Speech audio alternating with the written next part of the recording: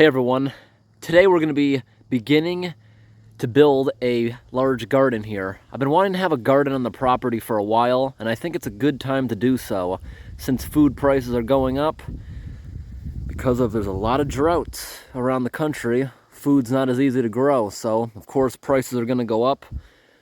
I'm going to start a big garden here. This bare spot was a fire I had 2 years ago. As you can see, not much has grown back.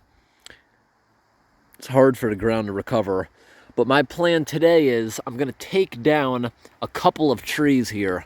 I'm going to leave this nice maple tree, which I tapped in the spring in a video to make syrup. It's still nice and healthy. But this year's drought has killed so much of the forest. Just look at this maple tree. It's still August and it's already getting its fall colors. So I see this tree right here I want to take down because it'll be leaning towards my garden's fence. You see there's woodpecker holes all over it, meaning it's infested with bugs already. It's still got a little bit of green up top, but it would be dead in a few years anyways. I'm also going to take down this one, which is completely dead. I'm going to try to get it to come down without hurting this birch tree, which is nice. So I'll probably give all the branches here a trim so it doesn't hurt this on its way down. I might use a lot of the logs to line the inside of the garden's fence to maybe prevent certain animals from digging right under it. The branches I plan on laying on the ground here and slowly doing a controlled burn. We finally got enough rain that it's safe to do some burning without worrying about a forest fire. And over here, right next to the garden, are two of the property's wells. This one right here is what we're going to use. This is a electrical well drilled down about 200 feet. Unlikely that'll dry up in the upcoming years. This one right here might. I made a video installing this, and there's another well out there pretty deep in the woods. They were left here by loggers. This used to be a logging forest before it was developed into mostly farms that surround me. So we got both of these wells working again. It doesn't matter if it's drinkable or not. It'll be really nice for watering if there's ever a long-term power outage and this then right here doesn't work. I can easily build a little pipeline going into the garden I'm going to have and just pump it for like 30 minutes a day. The concern is that well only goes down 12 feet and there's only about 3 feet at the bottom of it last time I checked. Water table is pretty high, but the trees do not have deep roots, especially pine trees. And most of the forest around here looks really sick because it's just been so dry. So we're going to start off today by cutting down these couple trees. We're going to keep all the logs to line the innards of the garden, make it harder for things to dig under. We're going to burn all the branches on site, try to get rid of some of this grass. And then I'm either going to do it by hand. If it doesn't seem feasible for such a big area, I might go buy a really small rototiller. And then we'll mix in some peat moss, cow manure, then we'll put up the fencing, then we'll leave it until the spring. Can't do anything else this late in the season.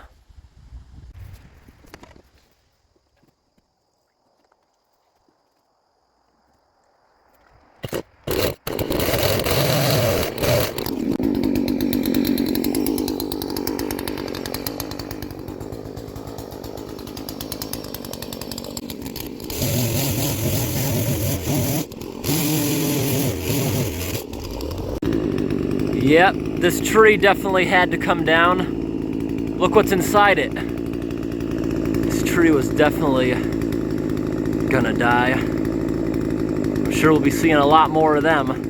And those things will bite you when they're on you.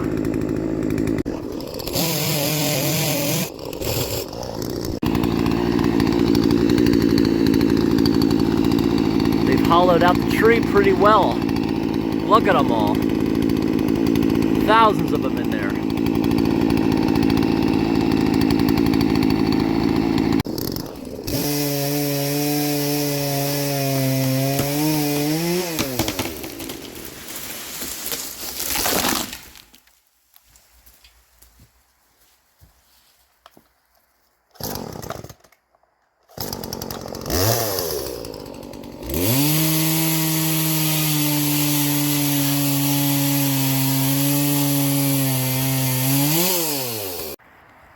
All right, that tree came down pretty well.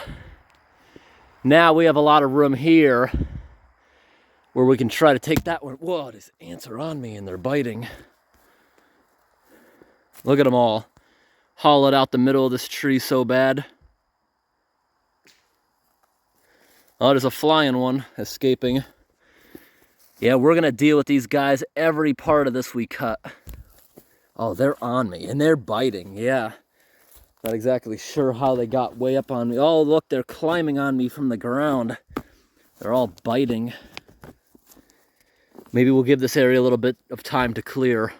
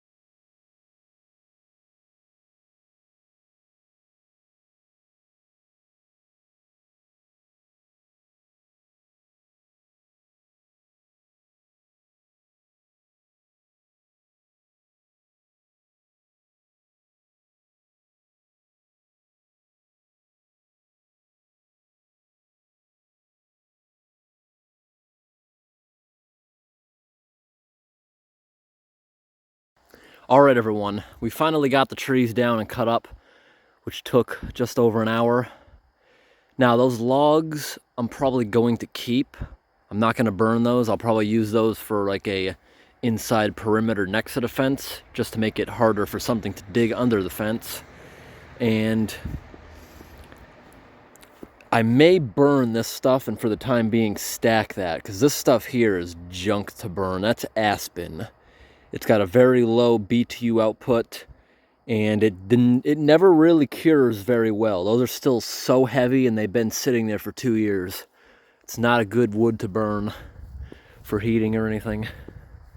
So I think we're going to start cleaning this up, stacking those logs over there, and we'll throw those into this fire, try to get rid of them in the process.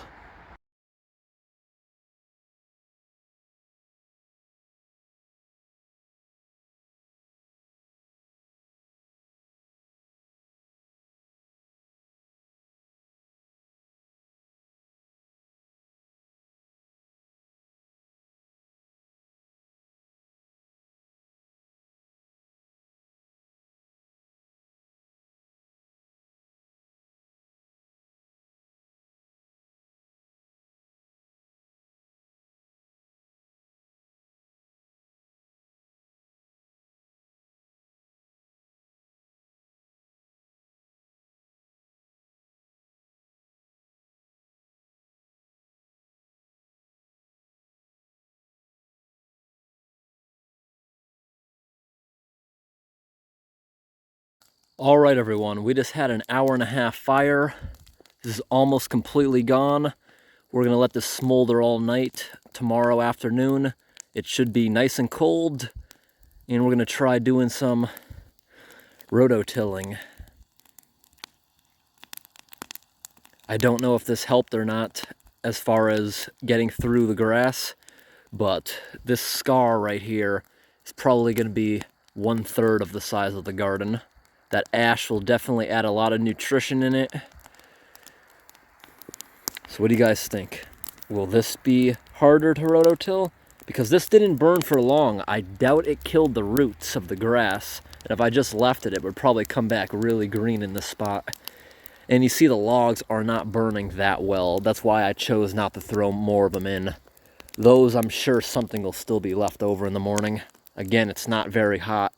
It's probably going to be cold in a couple hours. All right, everyone, it's early morning and one part of the fire is still smoldering a little bit, but I'm going to go ahead and remove all these logs, give it a little rake out, then we'll start tilling.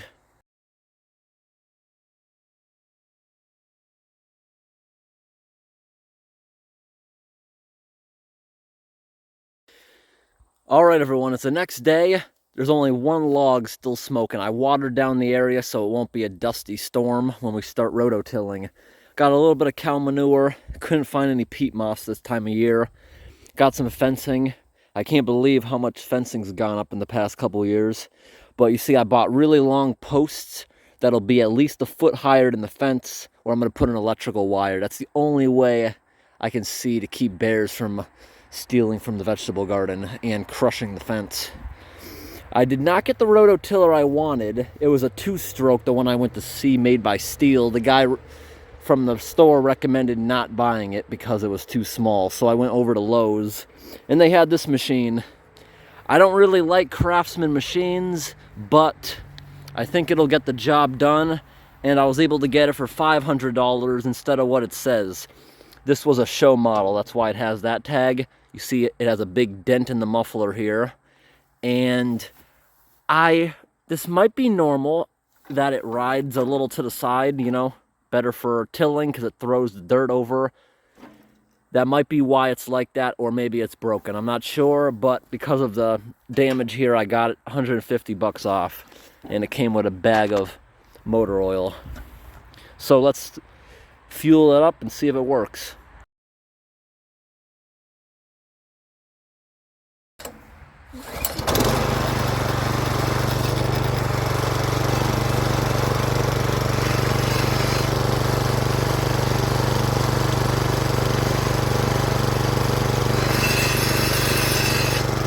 Let that heat up for a few minutes.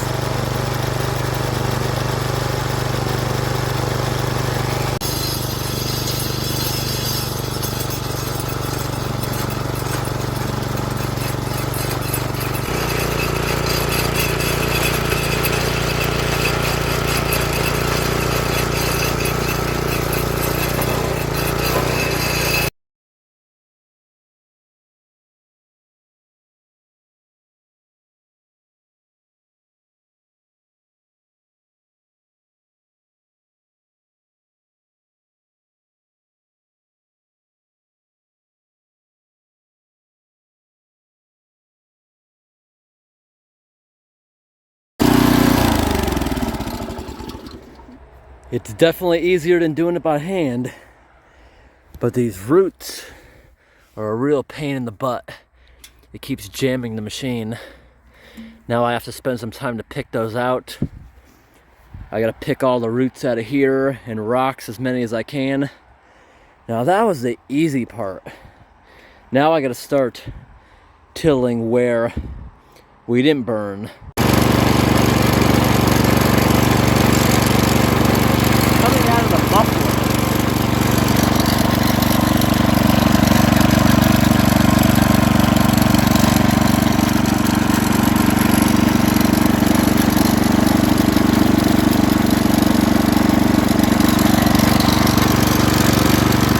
Maybe it'll stop like it did when I first started.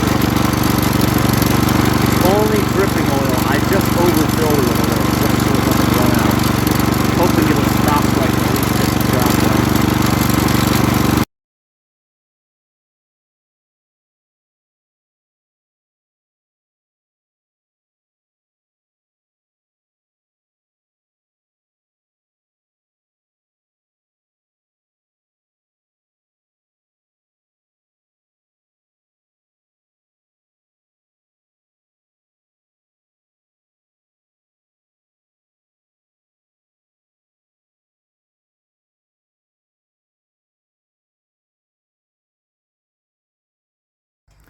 All right, everyone, we're getting somewhere. That was weird. It stopped spitting oil after only a few minutes of running. Now it's running fine. I'm still not going to trust that machine, and when I'm done with the job, I'll be able to return it. and I'll get another machine with 0 hours on it, because they're just going to throw this thing in a dumpster anyways. Might as well use it. Now I'm going to take a rake, get all these clumps out of here. Then I'll continue more. I'm going to make a few more strips. So this is about 2/3 how big I want it.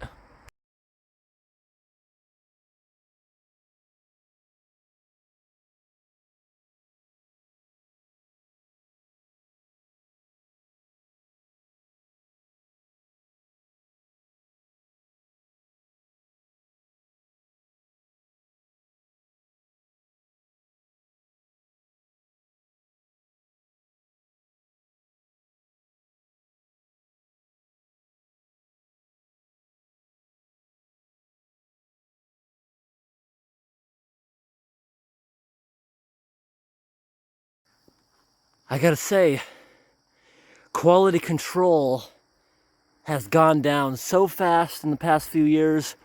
Last time I put these poles in, which was 2 years ago, about the same thing, it worked out nice. Now, what they do is they have the cheapest things here to hit them into the ground. Look at that, how it tears off, and they almost break before coming off.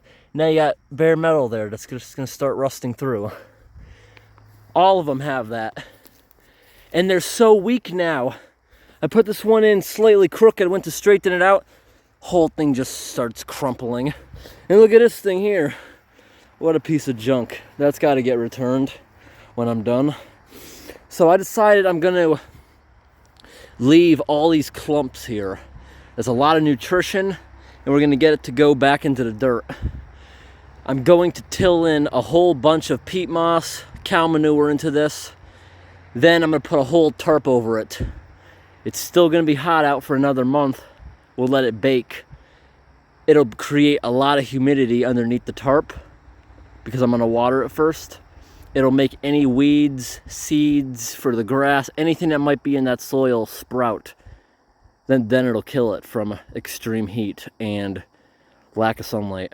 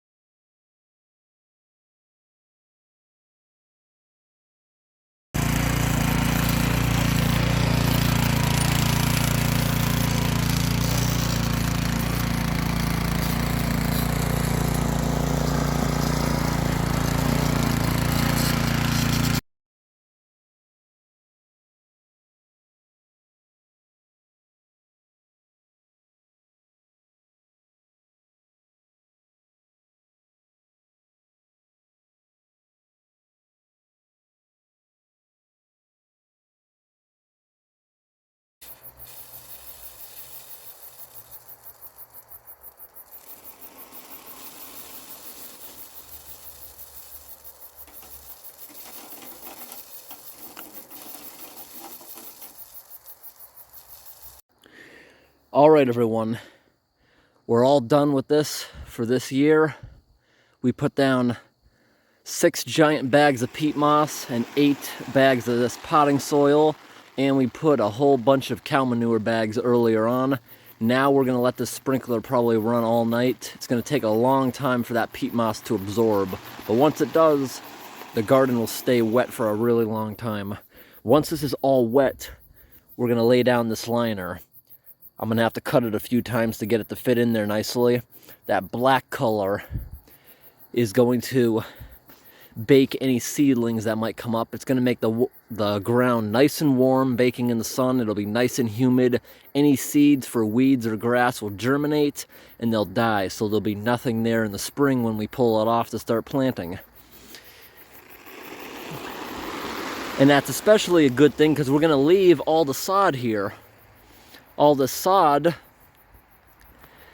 would immediately start growing if it wasn't for the tarp, but that'll kill it off because we still have another month of really warm weather.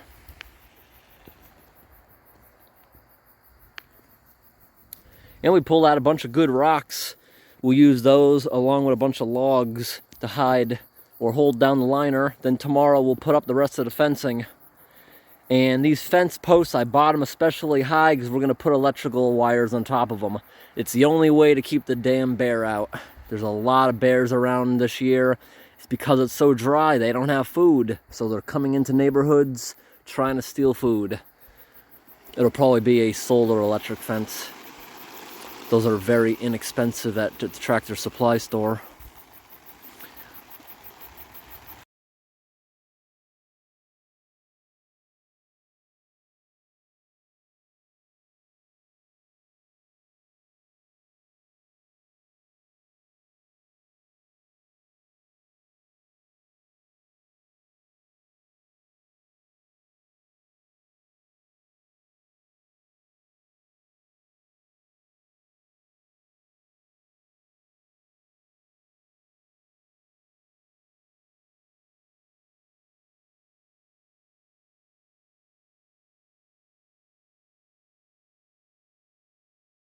Wow, everyone.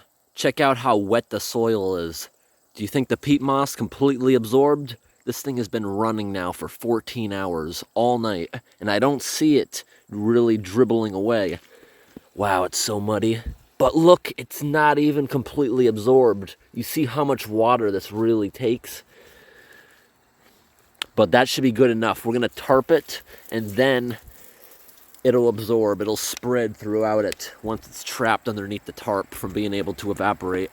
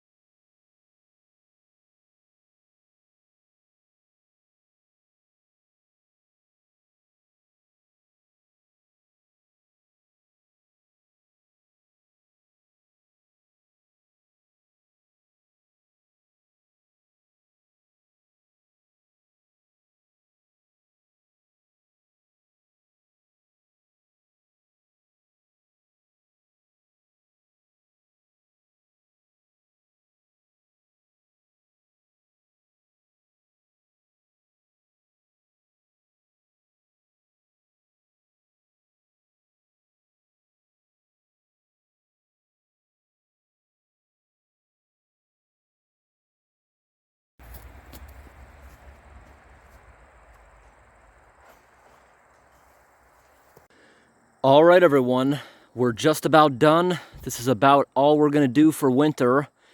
I gotta tell you, as soon as I was putting this black tarp down, it made the general area so much hotter, conducting the sun's rays. When I reached underneath portions of that to remove roots popping up, it felt so hot underneath there. That's surely to get everything germinated and kill all the weeds. So we'll have nice, inert soil in the spring. For now, I'm using a pallet as the door. I'll think of something else. The ground is very soft because we rototilled 8 inches deep. That's why some of the poles are loose, but those will strengthen up. If not, in the spring, I'll probably buy more of these poles. I was originally going to do the whole job with these, but they're like $22 a piece. Chain link fence is just too expensive. You see, this is kind of flimsy. That's why we're going to put electrical wires on it to keep a bear out. I put poles that are too high. I'm going to put an insulator with a wire or 2 going over the top and a wire closer to the ground. Probably 2 wires, one with insulators popping out and one near the bottom so nothing can dig under it. I'm thinking about lining the entire bottom of the fence, especially here. See how it's not straight? That's because the whole garden's on a little bit of a hill. I might just put logs here And once grass grows around them, they'll be pretty tough for animals to roll out of the way. I'm not completely done yet. Areas on a hill where it doesn't quite line up, instead of deforming the fence, I'm just going to use stainless steel zip ties to tighten up all this. And that pole in the back there is just for support. And we watered it all night. It still needed more, but I'm sure the moisture will spread throughout the next few months, being caked away. That's the well we have. It's 200 feet deep. Hopefully that's not drying up anytime soon. And this right here is in case of a power outage, we can still water stuff. I installed that on post 10 a couple months back. It still works pretty well. Yeah, it's amazing how hot it gets just for being near black surfaces. I really felt it this year. It was the hottest year on record, and the house here is a black roof. Sometime I'm gonna either get it painted or replace it with a pure white metal roof. I think that'll really help with cooling in the summertime, and it'll stop with ice dams in the wintertime, because I always have to shovel off the roof because it does leak a considerable amount of heat.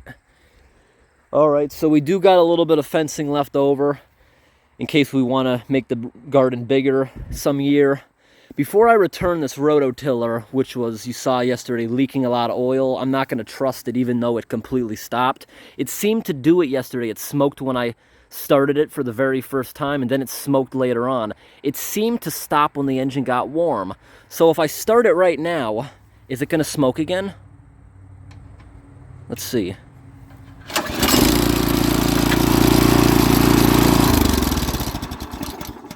Weird, it's running fine, but I'm still not going to trust it. This machine's a little bit too small for me. I'm just being cheap.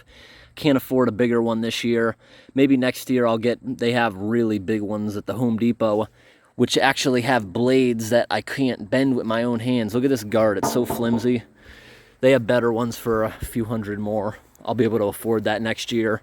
And the bigger machines, being much heavier, shouldn't jump around, and it should have a much better time going through roots and grass.